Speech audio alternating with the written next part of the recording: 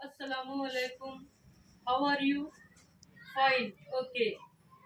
Students, today we will read English phrases about mood.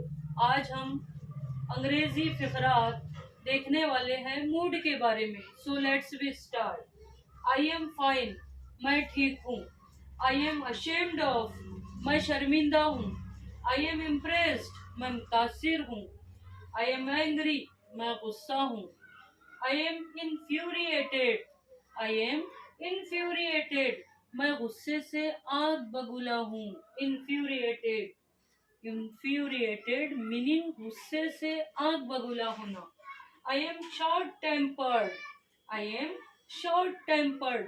मैं जल्द चिढ़ जाता हूँ. मैं जल्द ही चिढ़ जाता हूँ. Short tempered. I am bored. मैं बेजार हूँ. I am extremely happy. I am extremely happy. मैं बहुत खुश हूँ. यहाँ आपने देखा है I apostrophe am. यहाँ पढ़ेंगे am का मतलब है I am fine. I am मैं हूँ. Fine ठीक. मैं ठीक हूँ.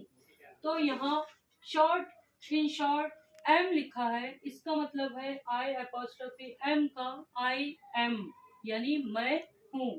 आई होप आप अच्छी तरह समझ गए होंगे. मिलते हैं नेक्स्ट वीडियो में. अल्लाह हाफिज.